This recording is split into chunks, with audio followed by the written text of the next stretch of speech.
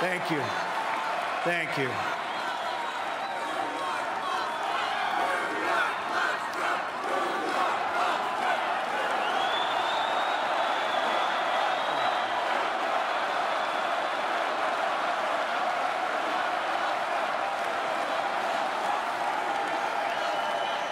Thank you. Thank you very much. Friends, delegates, and fellow Americans, I humbly and gratefully accept your nomination for the presidency of the United States.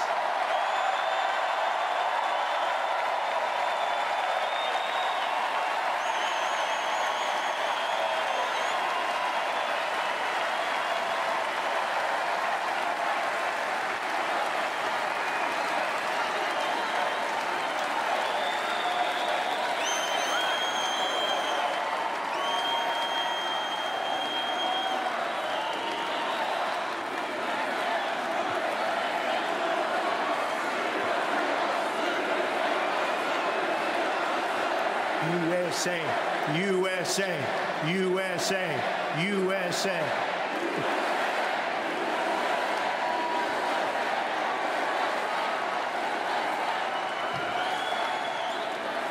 Who would have believed that when we started this journey on June 16th last year, we, and I say we, because we are a team, would have received almost 14 million votes, the most in the history of the Republican Party, and that the Republican Party would get 60% more votes than it received 8 years ago. Who would have believed this? Who would have believed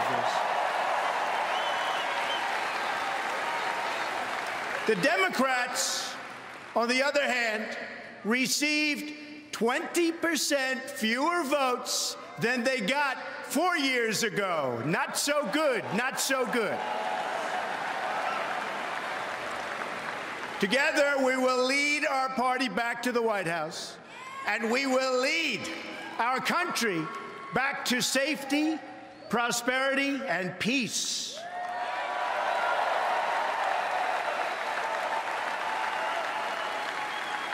We will be a country of generosity and warmth, but we will also be a country of law and order.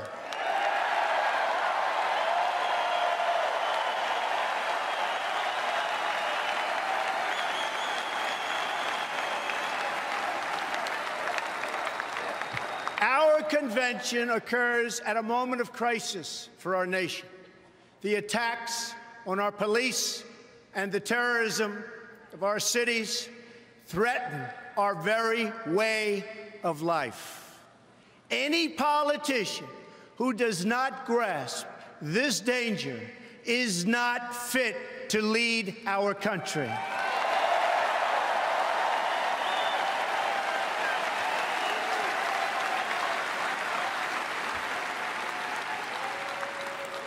Americans watching this address tonight have seen the recent images of violence in our streets and the chaos in our communities.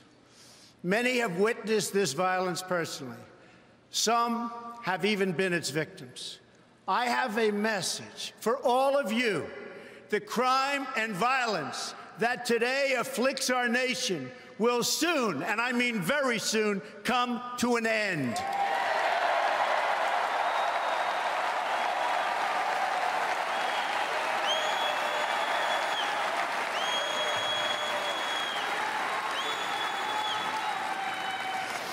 Beginning on January 20th of 2017, safety will be restored.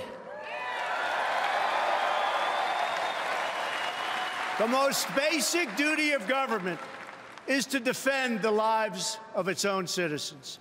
Any government that fails to do so is a government unworthy to lead. It is finally time for a straightforward assessment of the state of our nation. I will present the facts plainly and honestly.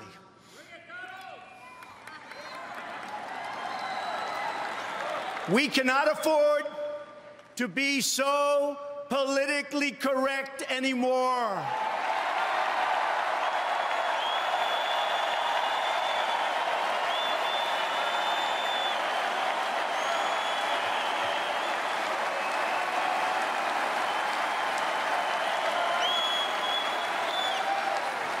So if you want to hear the corporate spin, the carefully crafted lies, and the media myths, the Democrats are holding their convention next week. Go there.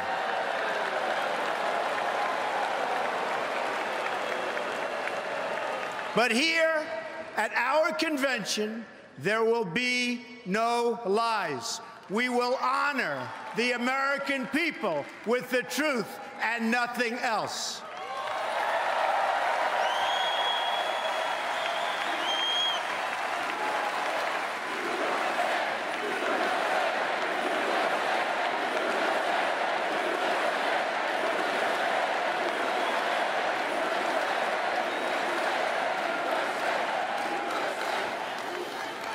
These are the facts. Decades of progress made in bringing down crime are now being reversed by this administration's rollback of criminal enforcement. Homicides last year increased by 17% in America's 50 largest cities. That's the largest increase in 25 years. In our nation's capitals, killings have risen by 50%. They're up nearly 60% in nearby Baltimore. In the president's hometown of Chicago, more than 2,000 people have been the victim of shootings this year alone, and almost 4,000 have been killed in the Chicago area since he took office. The number of police officers killed in the line of duty has risen by almost 50% compared to this point last year. Nearly 180,000 illegal immigrants with criminal records ordered deported from our country are tonight roaming free to threaten peaceful citizens. The number of new illegal immigrant families who have crossed the border so far this year already exceeds the entire total from 2015. They are being released by the tens of thousands into our communities with no regard for the impact on public safety or resources.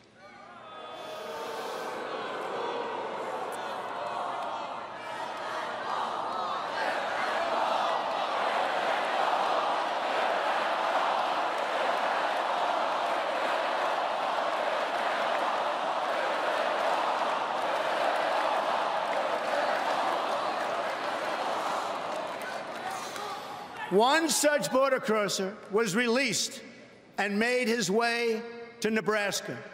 There, he ended the life of an innocent young girl named Sarah Root. She was 21 years old and was killed the day after graduating from college with a 4.0 grade point average, #1 in her class. Her killer was then released a second time, and he is now a fugitive from the law. I've met Sarah's beautiful family, but to this administration, their amazing daughter was just one more American life that wasn't worth protecting. No more. One more child to sacrifice on the order and on the altar of open borders. What about our economy? Again, I will tell you the plain facts that have been edited out of your nightly news and your morning newspaper. Nearly 4 in 10 African-American children are living in poverty, while 58% of African-American youth are now not employed. 2 million more Latinos are in poverty today than when President Obama took his oath of office less than 8 years ago. Another 14 million people have left the workforce entirely.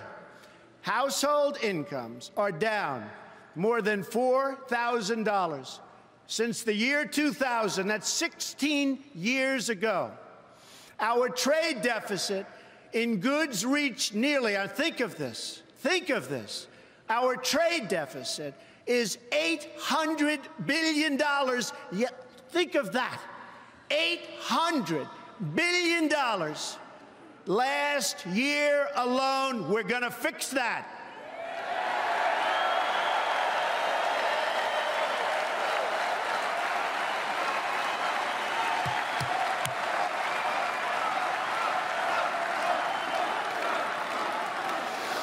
The budget is no better. President Obama has almost doubled our national debt to more than $19 trillion and growing. And yet, what do we have to show for it? Our roads and bridges are falling apart. Our airports are third world condition. And 43 million Americans are on food stamps. Now, let us consider the state of affairs abroad. Not only have our citizens endured domestic disaster, but they've lived through one international humiliation after another, one after another. We all remember the images of our sailors being forced to their knees by their Iranian captors at gunpoint. This was just prior to the signing of the Iran deal, which gave back to Iran $150 billion and gave us absolutely nothing. It will go down in history as one of the worst deals ever negotiated. Another humiliation came when President Obama drew a red line in Syria, and the whole world knew it meant absolutely nothing. In Libya, our consulate, the symbol of American prestige around the globe, was brought down in flames.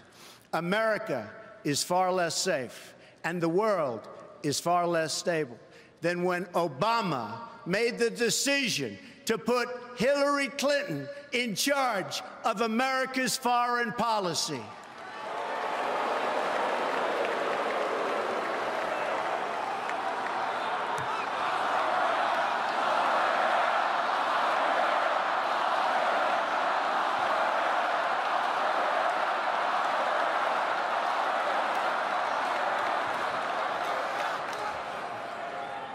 Let's defeat her in November. Okay?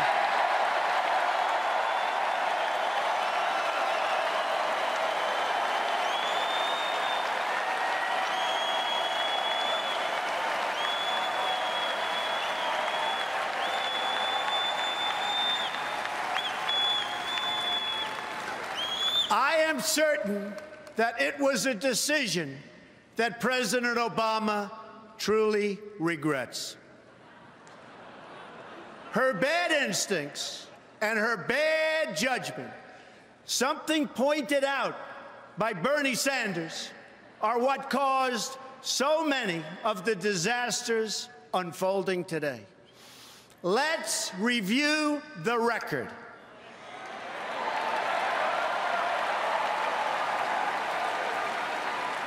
In 2009, pre-Hillary, ISIS was not even on the map.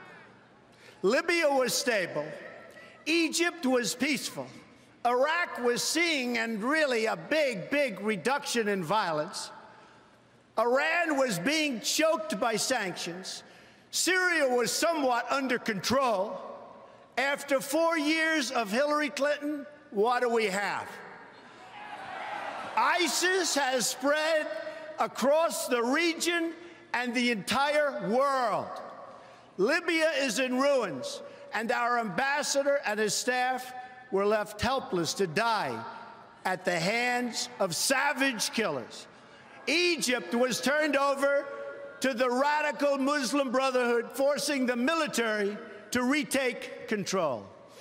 Iraq is in chaos. Iran is on the path to nuclear weapons. Syria is engulfed in a civil war, and a refugee crisis now threatens the West.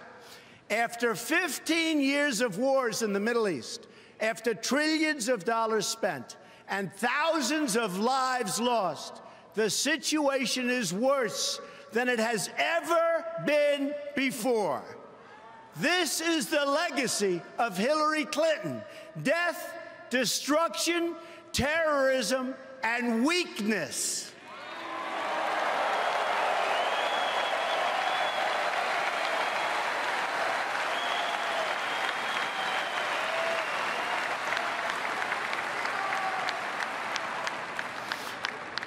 But Hillary Clinton's legacy does not have to be America's legacy.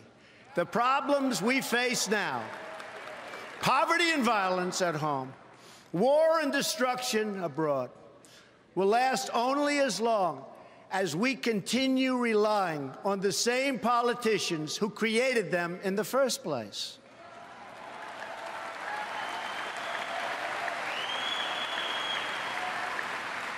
A change in leadership is required to produce a change in outcomes.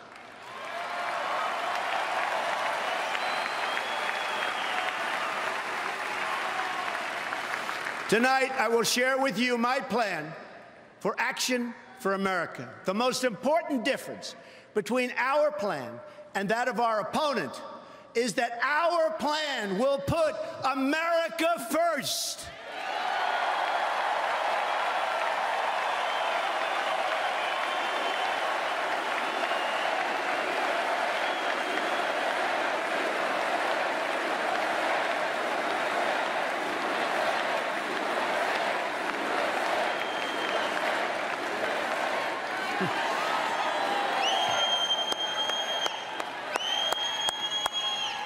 Americanism, not globalism, will be our credo as long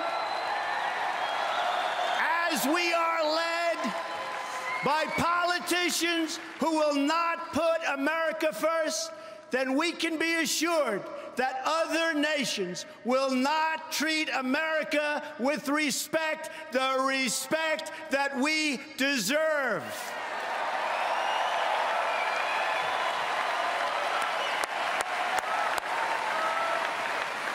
The American people will come first once again.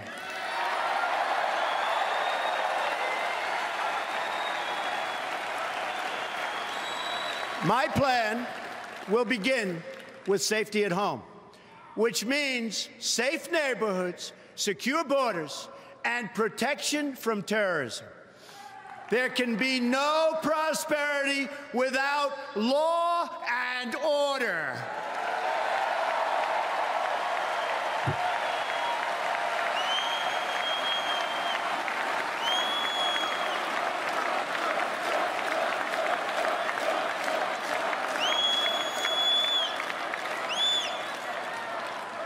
On the economy, I will outline reforms to add millions of new jobs and trillions in new wealth that can be used to rebuild America. A number of these reforms that I will outline tonight will be opposed by some of our nation's most powerful special interests. That's because these interests have rigged our political and economic system for their exclusive benefit. Believe me, it's for their benefit.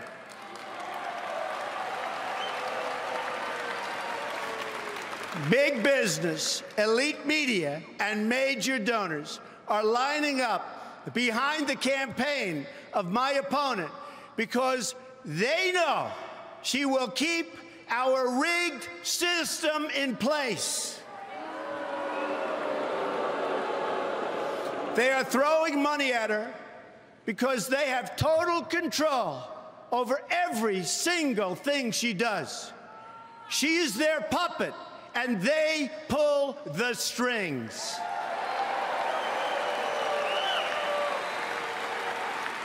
That is why Hillary Clinton's message is that things will never change, never ever.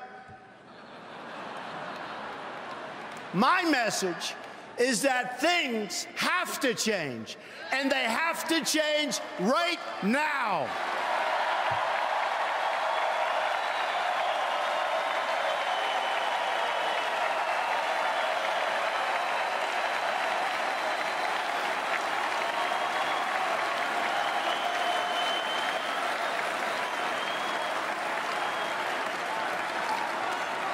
Every day, I wake up determined to deliver a better life for the people all across this nation that have been ignored, neglected, and abandoned.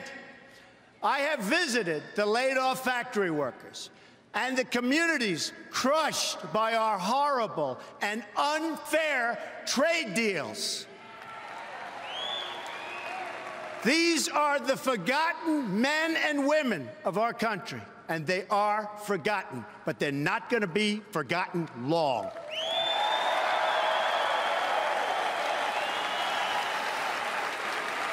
These are people who work hard, but no longer have a voice. I am your voice.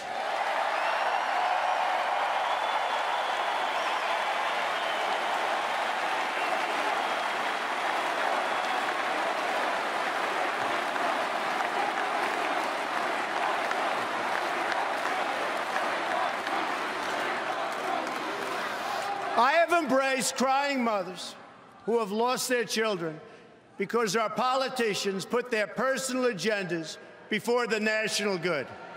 I have no patience for injustice.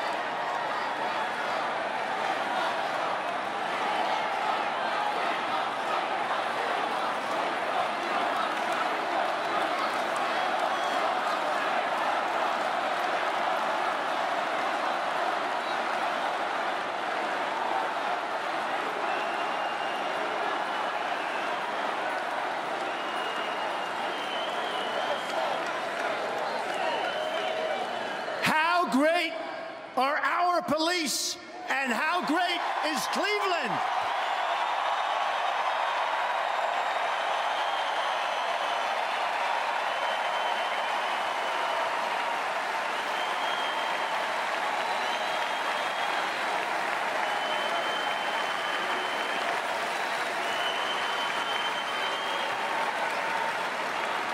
Thank you. I have no patience for injustice, no tolerance for government incompetence, of which there is so much, no sympathy for leaders who fail their citizens.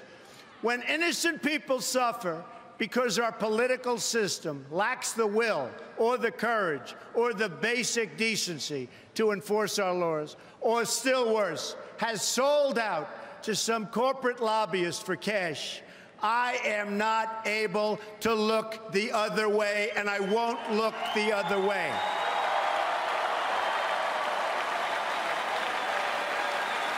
And when a Secretary of State illegally stores her emails on a private server, deletes 33,000 of them so the authorities can't see her crime, puts our country at risk, lies about it in every different form, and faces no consequence, I know that corruption has reached a level like never, ever before in our country.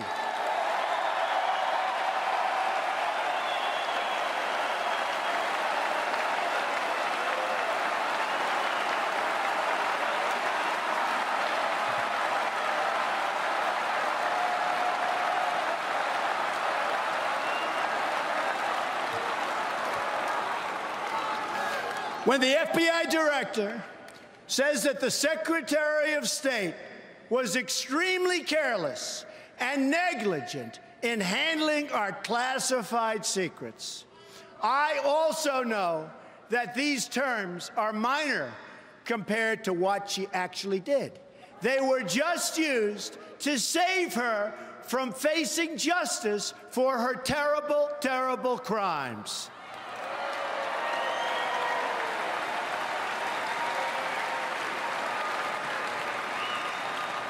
In fact, her single greatest accomplishment may be committing such egregious crime and getting away with it, especially when others who have done far less have paid so dearly.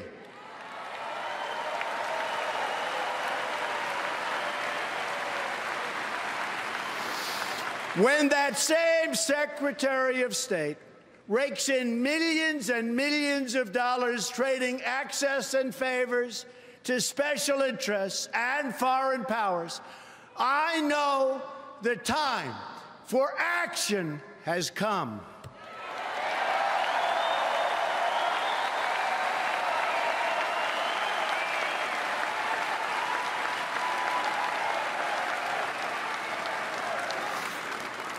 I have joined the political arena so that the powerful can no longer beat up on people who cannot defend themselves.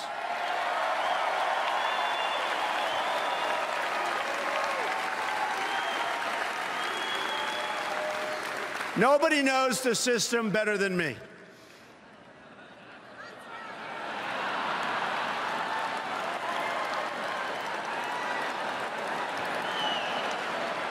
Which is why I alone can fix it.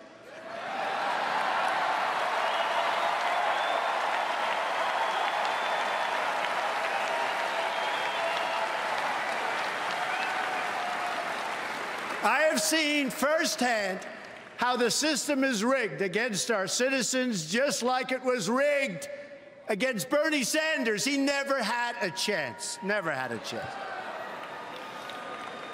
But his supporters will join our movement because we will fix his biggest single issue, trade deals that strip our country of its jobs and strip us of our wealth as a country.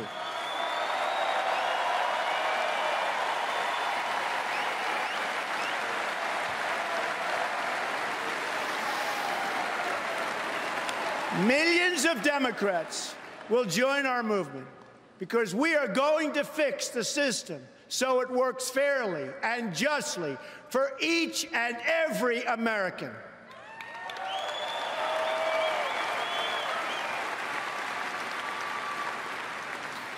In this cause, I am proud to have at my side the next Vice President of the United States, Governor Mike Pence of Indiana.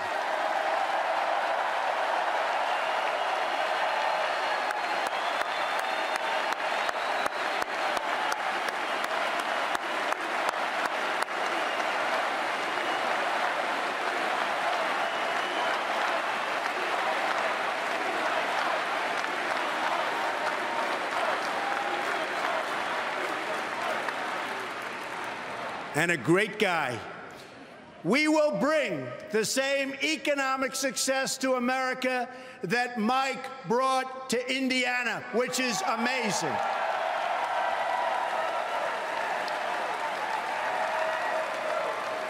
He's a man of character and accomplishment. He is the man for the job. The first task for our new administration will be to liberate our citizens from the crime and terrorism and lawlessness that threatens our communities. America was shocked to its core when our police officers in Dallas were so brutally executed. Immediately after Dallas, we've seen continued threats and violence against our law enforcement officials. Law officers have been shot or killed in recent days in Georgia, Missouri, Wisconsin, Kansas, Michigan, and Tennessee.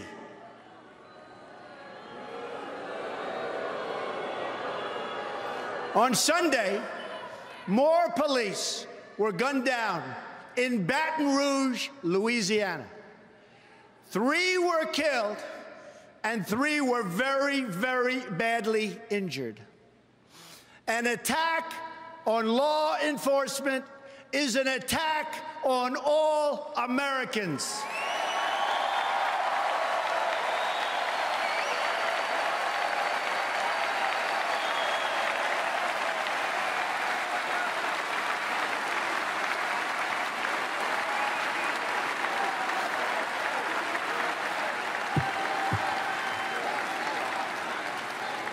I have a message to every last person threatening the peace on our streets and the safety of our police. When I take the oath of office next year, I will restore law and order to our country. Believe me, believe me.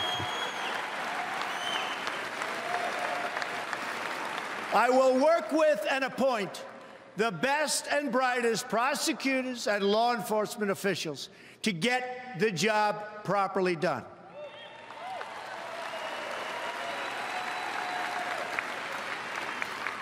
In this race for the White House, I am the law and order candidate.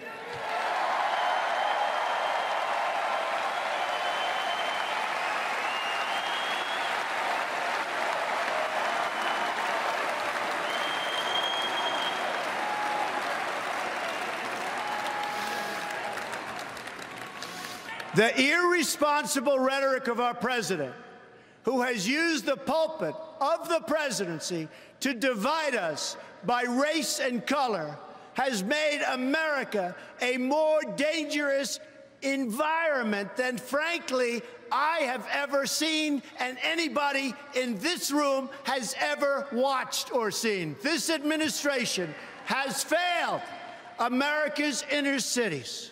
Remember, it has failed America's inner cities. It's failed them on education.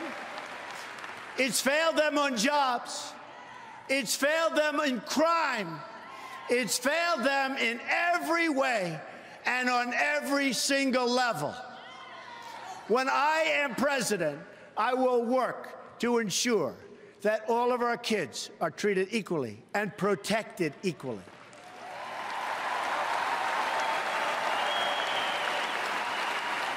Every action I take, I will ask myself, does this make better for young Americans in Baltimore, in Chicago, in Detroit, in Ferguson, who have really, in every way, folks, the same right to live out their dreams as any other child in America?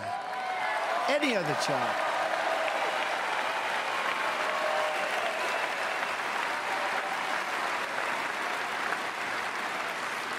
To make life safe for all of our citizens, we must also address the growing threats we face from outside the country. We are going to defeat the barbarians of ISIS, and we're going to defeat them fast.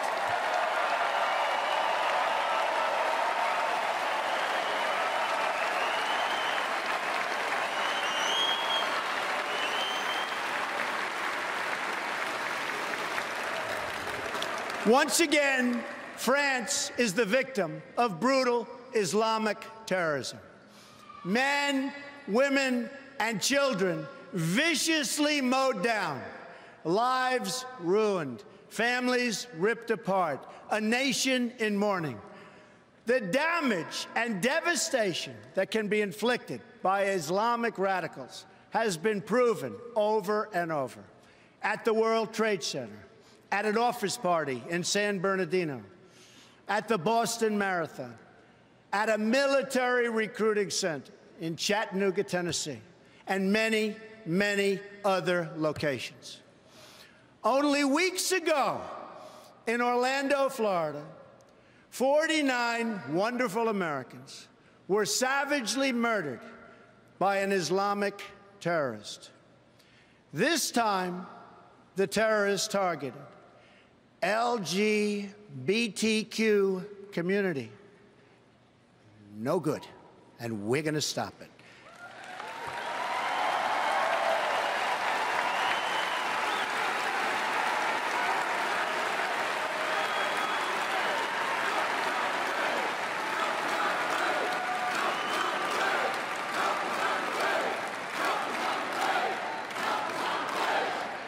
As your president, I will do everything in my power to protect our LGBTQ citizens from the violence and oppression of a hateful foreign ideology.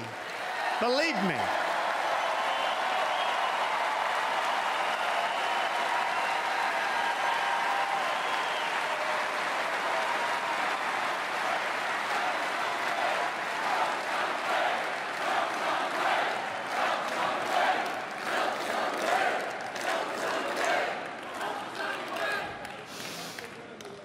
And I have to say, as a Republican, it is so nice to hear you cheering for what I just said. Thank you.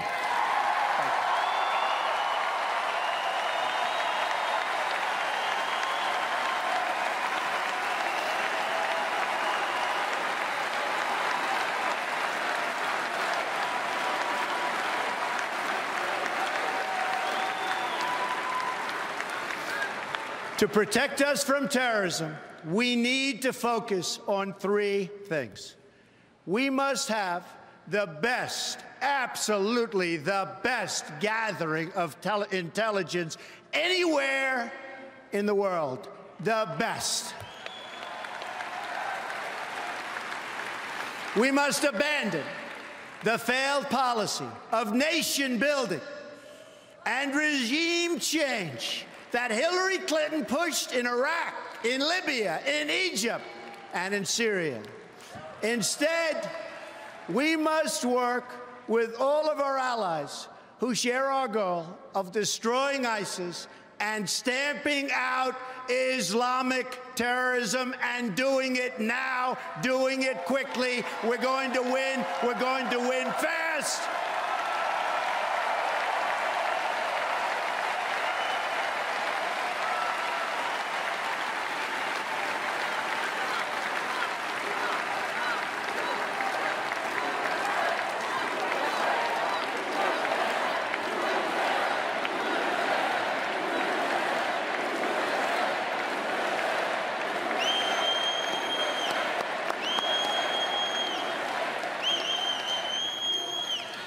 This includes working with our greatest ally in the region, the State of Israel.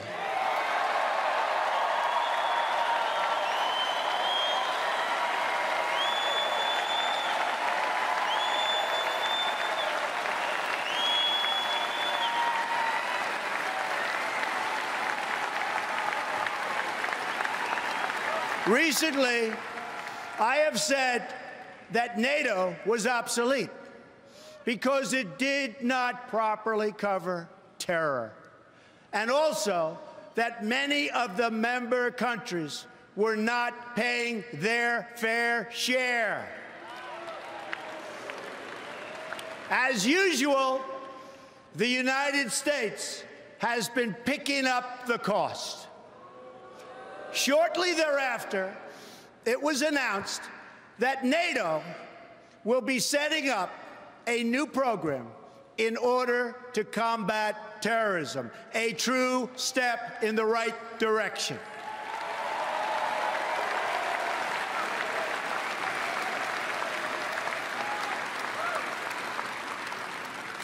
Lastly, and very importantly, we must immediately suspend immigration from any nation that has been compromised by terrorism until such time as proven vetting mechanisms have been put in place. We don't want them in our country.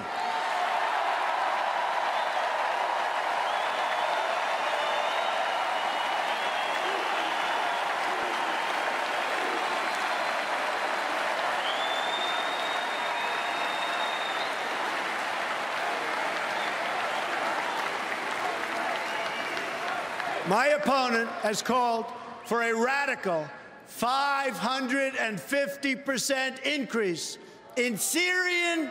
Think of this. Think of this. This is not believable, but this is what's happening.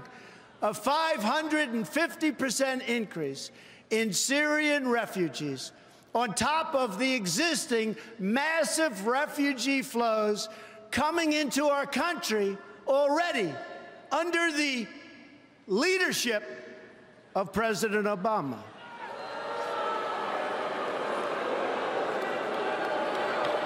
She proposes this despite the fact that there's no way to screen these refugees in order to find out who they are or where they come from.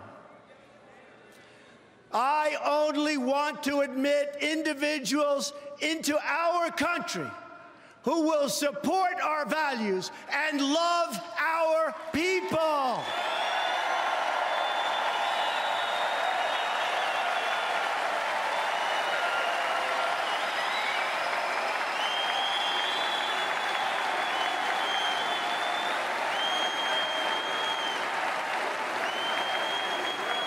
Anyone who endorses violence, hatred, or oppression is not welcome in our country and never, ever will be.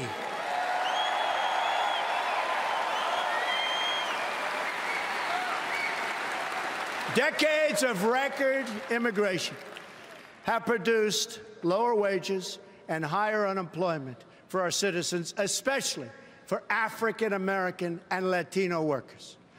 We are going to have an immigration system that works, but one that works for the American people.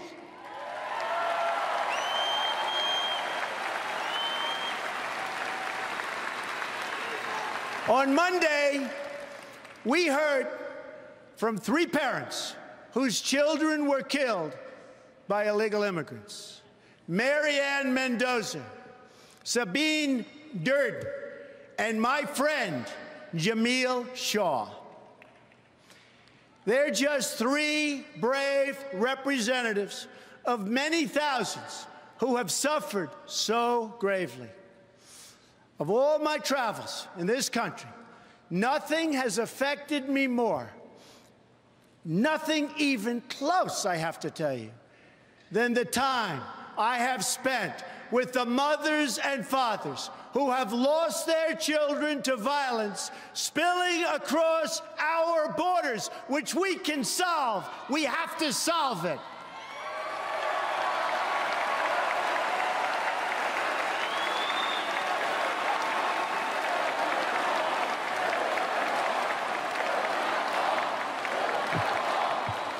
These families have no special interests to represent them. There are no demonstrators to protect them, and certainly none to protest on their behalf. My opponent will never meet with them or share in their pain, believe me. Instead, my opponent wants sanctuary cities.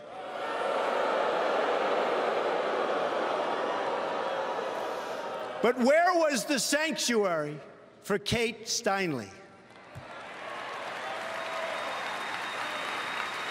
Where was the sanctuary for the children of Marianne and Sabine and Jamil? Where was the sanctuary for all of the other? Oh, it's so sad to even be talking about it, because we could solve this problem so quickly. Where was the sanctuary for all of the other Americans who have been so brutally murdered and who have suffered so horribly? These wounded American families have been alone, but they are not alone any longer.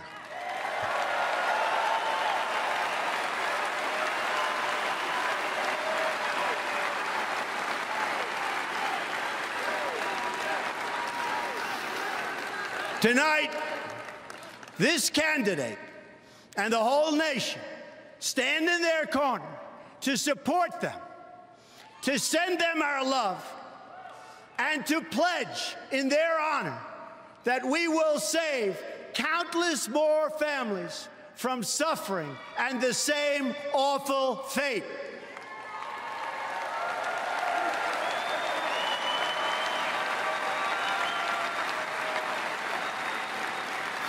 We are going to build a great border wall to stop illegal immigration, to stop the gangs and the violence, and to stop the drugs from pouring into our communities.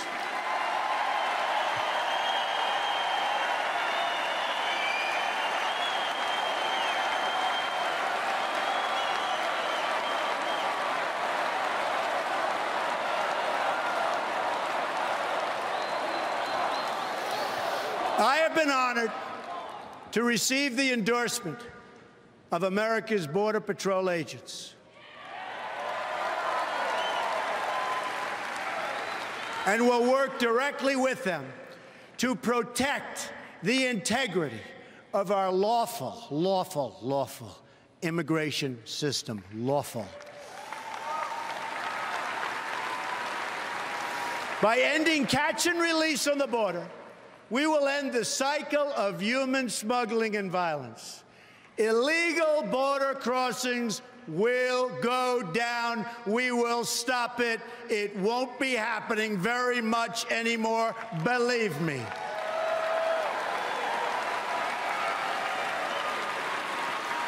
Peace will be restored by enforcing the rules for millions who overstay their visas. Our laws will finally receive the respect that they deserve.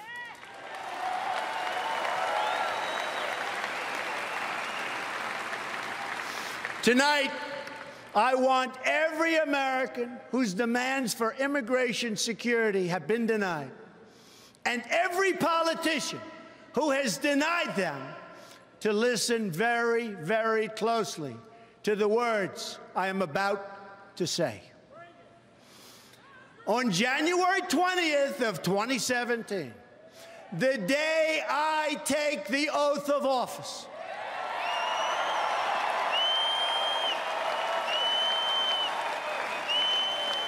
Americans will finally wake up in a country where the laws of the United States are enforced.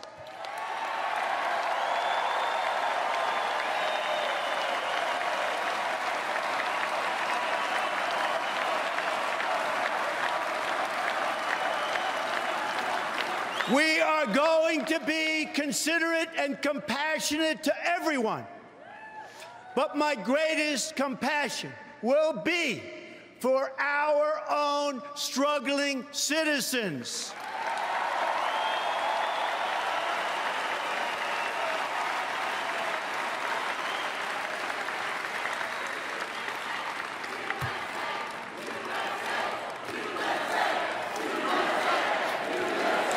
USA, USA, USA.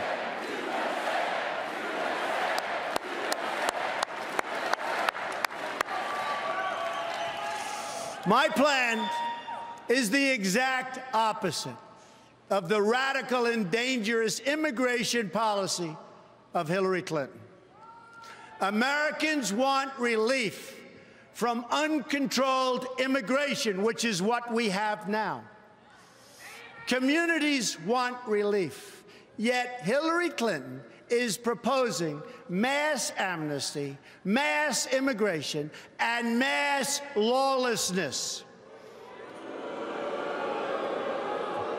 Her plan will overwhelm your schools and hospitals, further reduce your jobs and wages, and make it harder for recent immigrants to escape the tremendous cycle of poverty that they're going through right now, and make it almost impossible for them to join the middle class. I have a different vision for our workers. It begins with a new fair trade policy that protects our jobs and stands up to countries that cheat, of which there are many.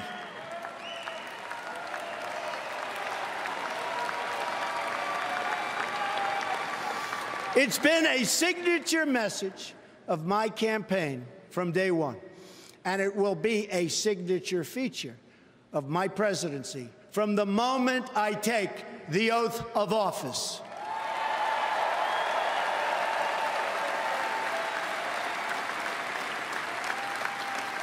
I have made billions of dollars in business-making deals. Now I'm going to make our country rich again.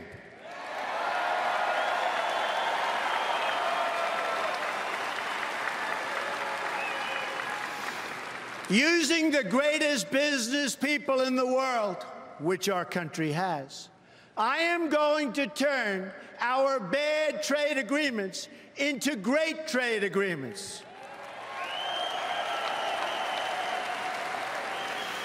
America has lost nearly 1/3 of its manufacturing jobs since 1997, following the enactment of disastrous trade deals supported by Bill and Hillary Clinton.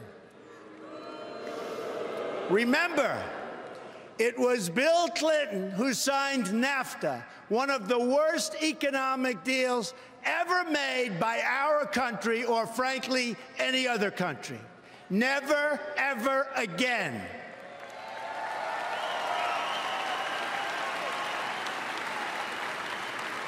I am going to bring back our jobs to Ohio and Pennsylvania and New York and Michigan and all of America. And I am not going to let companies move to other countries, firing their employees along the way without consequence. Not going to happen anymore.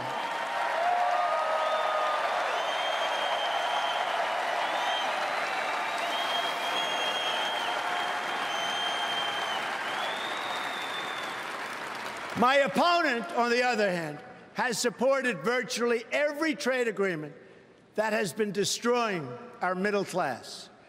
She supported NAFTA, and she supported China's entrance into the World Trade Organization, another one of her husband's colossal mistakes and disasters. She supported the job-killing trade deal with South Korea.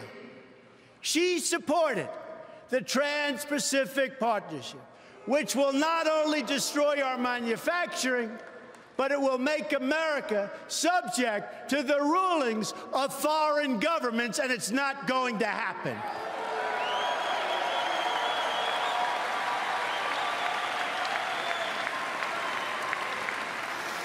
I pledge to never sign any trade agreement that hurts our workers or that diminishes our freedom and our independence. We will never, ever sign bad trade deals. America first. Again, America first.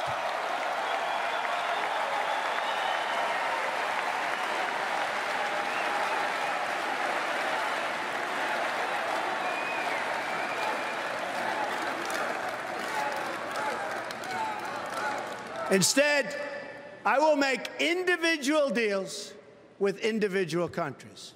No longer will we enter into these massive transactions with many countries that are thousands of pages long, and which no one from our country even reads or understands.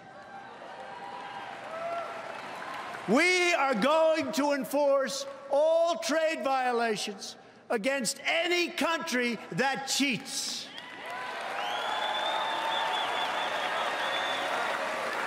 This includes stopping China's outrageous theft of intellectual property, along with their illegal product dumping and their devastating currency manipulation. They are the greatest that ever came about. They are the greatest currency manipulators ever.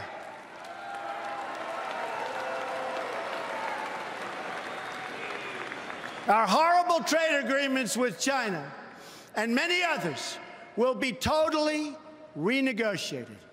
That includes renegotiating NAFTA to get a much better deal for America, and we'll walk away if we don't get that kind of a deal.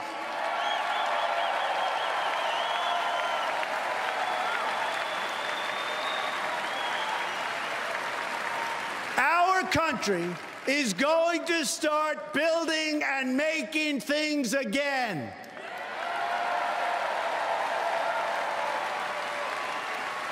Next comes the reform of our tax laws, regulations, and energy rules. While Hillary Clinton plans a massive, and I mean massive, tax increase, I have proposed the largest tax reduction of any candidate who has run for president this year, Democrat or Republican.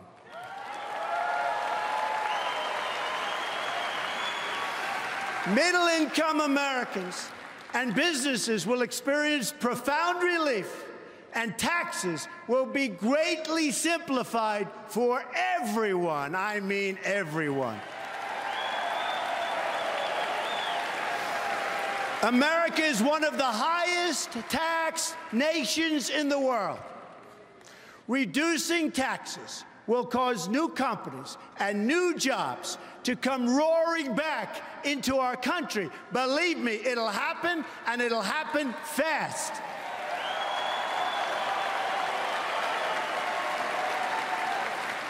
Then we're going to deal with the issue of regulation, one of the greatest job killers of them all. Excessive regulation is costing our country as much as $2 trillion a year, and we will end it very, very quickly.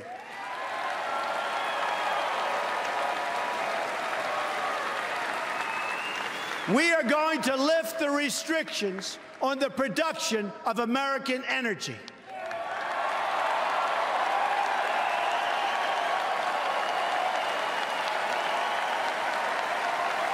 This will produce more than $20 trillion in job-creating economic activity over the next 4 decades. My opponent, on the other hand, wants to put the great miners and the great steelworkers of our country out of work and out of business. That will never happen with Donald J. Trump as president. Our steelworkers and our miners are going back to work again.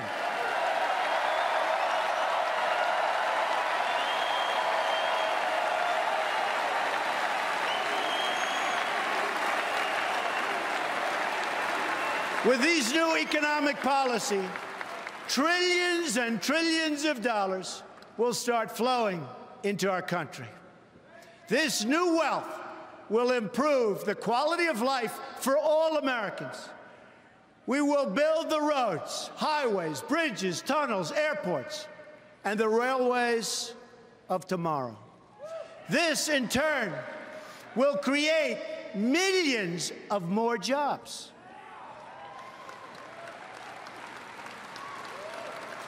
We will rescue kids from failing schools by helping their parents send them to a safe school of their choice.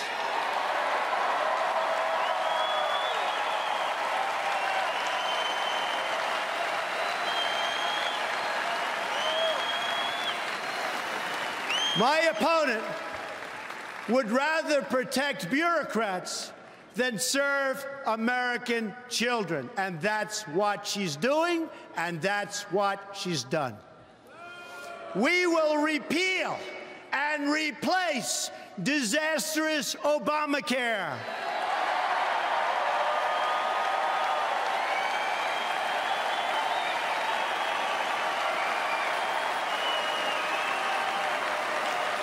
You will be able to choose your own doctor again.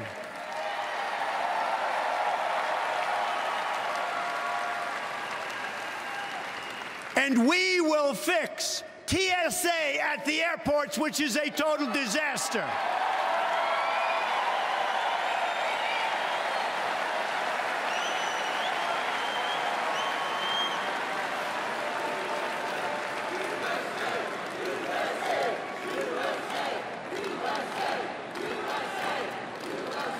Thank you. Thank you. We're going to work with all of our students who are drowning in debt to take the pressure off these young people just starting out in their adult lives. Tremendous problem. We will completely rebuild our depleted military.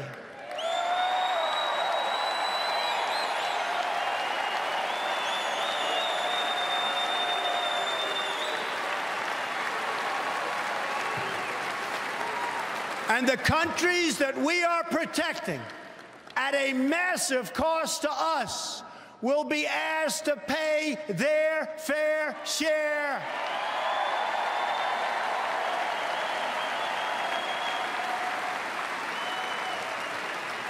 We will take care of our great veterans like they have never been taken care of before.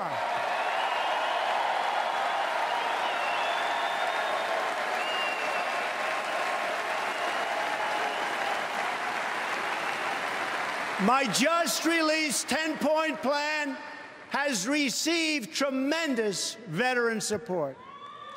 We will guarantee those who serve this country will be able to visit the doctor or hospital of their choice without waiting 5 days on a line and dying.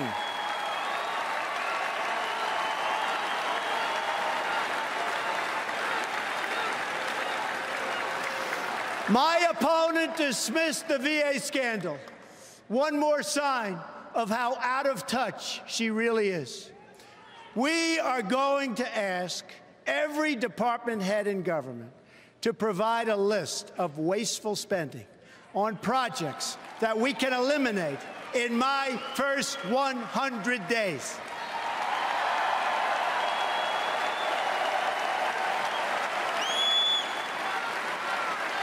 The politicians have talked about this for years, but I'm going to do it.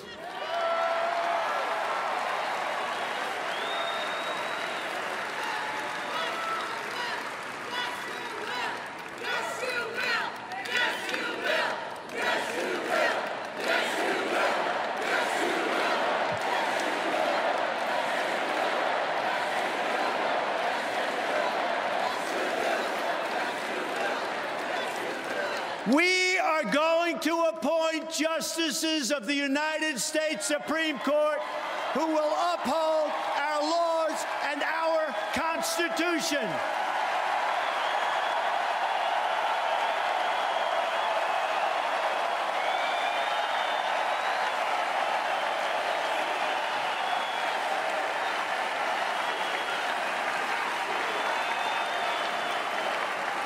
The replacement of our beloved Justice Scalia will be a person of similar views, principles, and judicial philosophies. Very important. This will be one of the most important issues decided by this election. My opponent wants to essentially abolish the Second Amendment.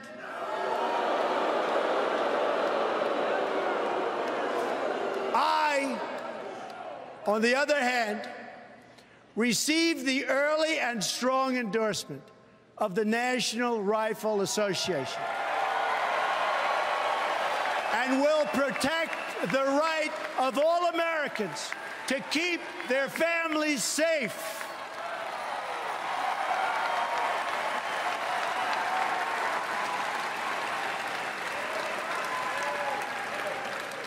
At this moment, I would like to thank the evangelical and religious community, because I'll tell you what, the support that they've given me, and I'm not sure I totally deserve it, has been so amazing and has had such a big reason for me being here tonight. True, so true.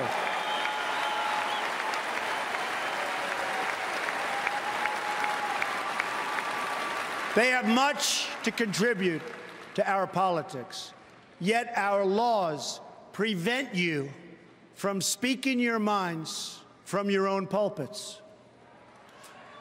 An amendment pushed by Lyndon Johnson many years ago threatens religious institutions with a loss of their tax-exempt status if they openly advocate their political views. Their voice has been taken away. I am going to work very hard to repeal that language and to protect free speech for all Americans.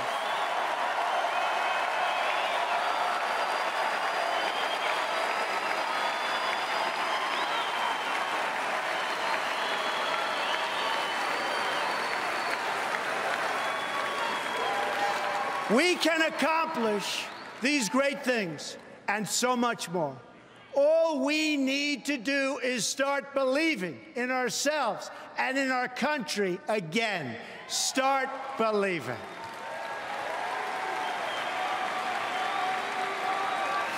It is time to show the whole world that America is back, bigger and better and stronger than ever before.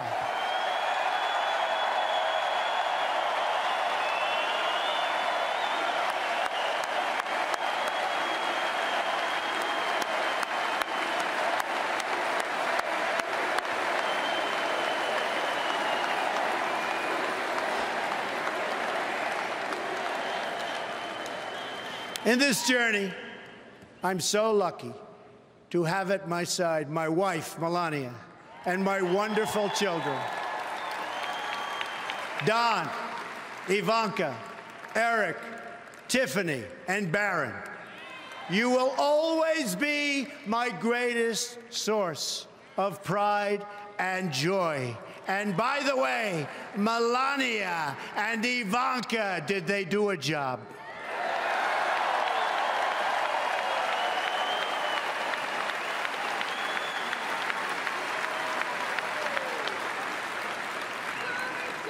My dad, Fred Trump, was the smartest and hardest working man I ever knew.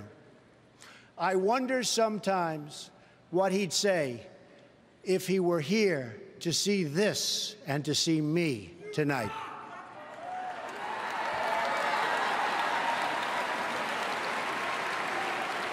It's because of him that I learned from my youngest age to respect the dignity of work and the dignity of working people.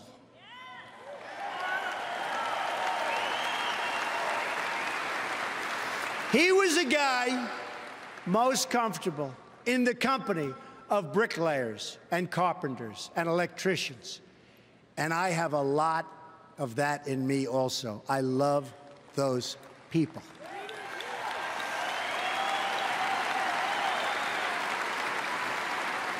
Then there's my mother, Mary.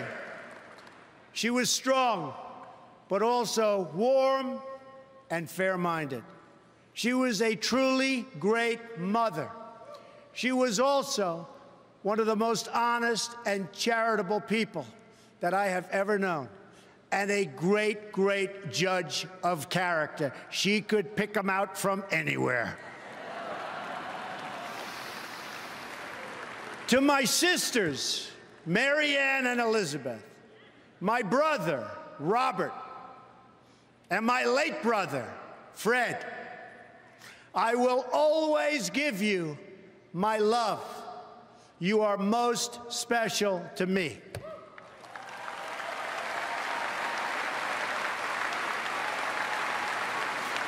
I have had a truly great life in business. But now, my sole and exclusive mission is to go to work for our country, to go to work for you. It's time to deliver a victory for the American people. We don't win anymore, but we are going to start winning again.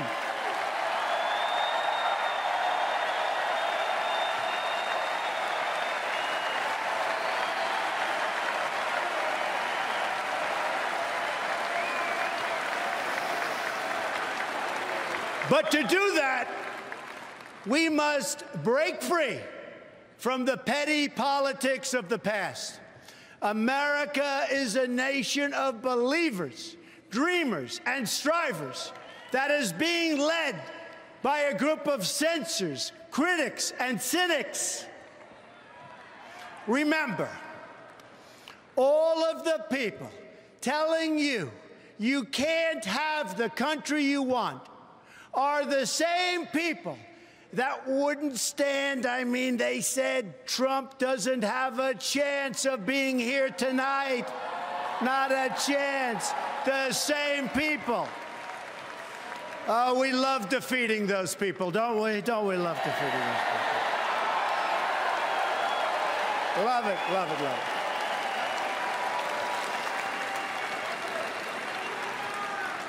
it. No longer can we rely on those same people in the media and politics who will say anything to keep our rigged system in place. Instead, we must choose to believe in America.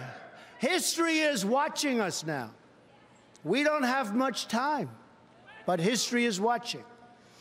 It's waiting to see if we will rise to the occasion and if we will show the whole world that America is still free and independent and strong.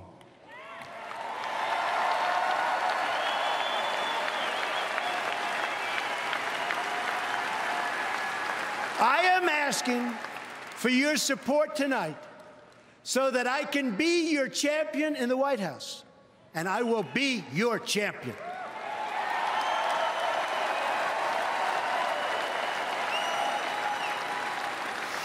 My opponent asks her supporters to recite a 3-word loyalty pledge. It reads, "I'm with her." I choose to recite a different pledge. My pledge reads, "I'm with you, the American people."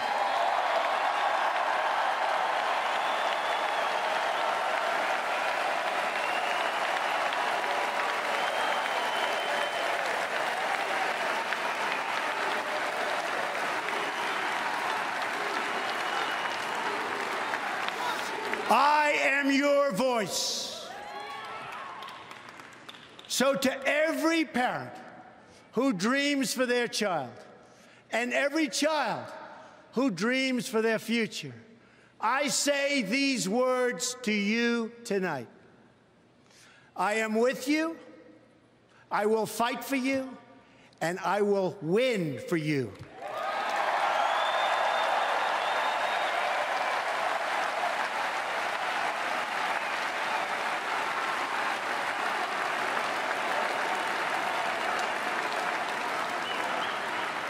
To all Americans tonight, in all of our cities and in all of our towns, I make this promise. We will make America strong again. We will make America proud again. We will make America safe again. And we will make America great again. God